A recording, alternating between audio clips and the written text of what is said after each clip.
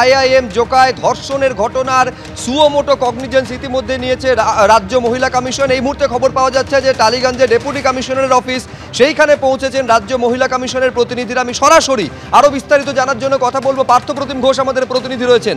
পার্থ, দেখো সুব্রজিৎ, তুমি জানো যে ন্যাশনাল ইনস্টিটিউট হচ্ছে আইআইএম জোকা, এবং সেখানে যে ধর্ষণের ঘটনা ঘটেছে সেই ঘটনায় রাজ্য মহিলা কমিশন ইতিমধ্যে জানিয়েছে তারা কিন্তু স্বতঃপ্রণীত মামলা রুজু করেছে। একে দেখতে পেলাম একদম রাজ্য মহিলা কমিশন তারা কিন্তু তৎপরতা নিয়েছে। আজকে গোটা বিষয়ে তারা এই স্বতঃপ্রণীত মামলা গ্রহণ করার পরে কিছুক্ষণ আগে রাজ্য মহিলা কমিশনের চেয়ারপারসন লীনা গঙ্গোপাধ্যায় সহ দুজনের প্রতিনিধি তারা কিন্তু এসে পৌঁছেন টালিগঞ্জে ডেপুটি কমিশনার অফিসে।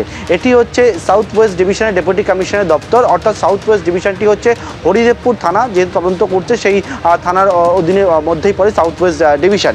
এবং সেক্ষেত্রে ডেপুটি কমিশনারের সঙ্গে এসে রাজ্য মহিলা কমিশনার চেয়ারপারসন সহ প্রতিনিধিরা তারা কিন্তু এই যে ধর্ষণের ঘটনা আইআইএম জোকাতে, সেই ধর্ষণের ঘটনার পরিপ্রেক্ষিতে তদন্ত এখন কোন পর্যায়ে রয়েছে, কি অবস্থায় রয়েছে বা ঘটনাটা কি ঘটেছে সেই বিষয়ে কিন্তু তারা জানতে চাইছেন। আজকে বিকেল 4টে নাগাদ তারা এসে পৌঁছায় ডেপুটি কমিশনার দপ্তরে, এবং ডিসি রাহুল দে তিনি এসে পৌঁছেছেন এবং তাদের মধ্যে একটা বৈঠক হচ্ছে। এবং সেই বৈঠক থেকে মূলত রাজ্য মহিলা কমিশন কোন কোন জায়গায় এখন তদন্ত কোন পর্যায়ে রয়েছে, কি হয়েছিল গত শুক্রবার দিন সেই সমস্ত বিষয় এবং অভিযোগটাই বা কী রয়েছে, এবং যাকে অভিযুক্তকে গ্রেপ্তার করা হয়েছে এক্ষেত্রে তার কি বক্তব্য, সেই সমস্ত বিষয় তারা জানতে চাইছেন বলে আমি জানতে পারছি। শুভজিৎ। বেশ পার্থ, আপাতত তোমাকে ধন্যবাদ। কিন্তু নিঃসন্দেহে নজরে থাকবে এই যে রাজ্য মহিলা কমিশন গোটা ঘটনায় স্বতঃপ্রণোদিত মামলা রুজু করে ঠিক কি ঘটেছে, এখনো পর্যন্ত তদন্তের অগ্রগতি কি, এই বিষয়টা জানার চেষ্টা করছে। যে কারণে টালিগঞ্জে ডেপুটি কমিশনারের যে অফিস সেখানে রাজ্য মহিলা কমিশনের চেয়ারপারসন তিনি গেছেন, দুজনের একটি প্রতিনিধি দল সেইখানে পৌঁছেছে।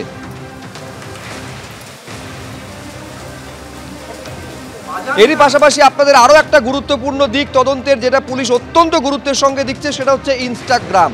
এই যে ধৃত দ্বিতীয় বর্ষের পড়ুয়া, যার বিরুদ্ধে পেশায় যিনি মনোবিদ তরুণীকে ধর্ষণ করার অভিযোগ, তার ইনস্টাগ্রাম প্রোফাইল, এইটা পুলিশের তদন্তের আতশকাচের তলায়। পুলিশের বক্তব্য যে কোনো রকম মানসিক সমস্যা এই আইআইএম জোকার দ্বিতীয় বর্ষের পড়ুয়ার ছিল না। আমি আরও বিস্তারিত জানবো, কথা বলবো আমাদের প্রতিনিধি আবির দত্তর সঙ্গে। মূল প্রশ্ন হচ্ছে আবির, এটা একটা মিসিং লিঙ্ক, তার কারণ মনোবিদকে তিনি ডেকে পাঠিয়েছিলেন তার কাউন্সেলিংয়ের জন্য, অথচ পুলিশের দাবি যে কোনো রকম মানসিক সমস্যা তার ছিল না। ফলে কি কারণে ডেকে পাঠানো হয়েছিল এটাও খবর পাওয়া যাচ্ছিল যে ধৃতের মা বাবার সঙ্গে পুলিশ কথা বলতে চাইছে। কি আপডেট রয়েছে?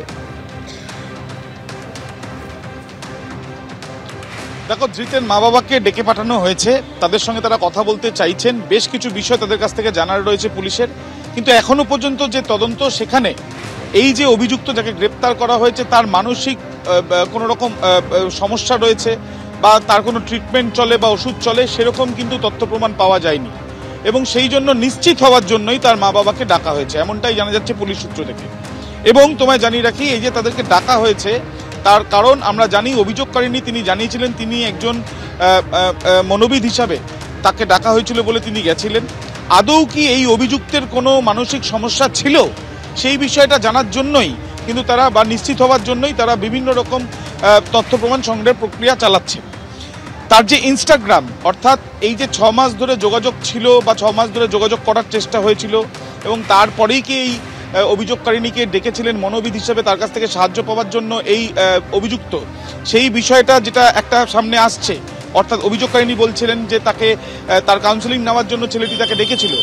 সেই ক্ষেত্রে আদৌ কি কোনো মানসিক সমস্যা ছিল এই অভিযুক্ত, সেই বিষয়টা জানা যাবে আরও বিস্তারিত যখন তার পরিবারের সদস্যদের সঙ্গে কথা বলা হবে।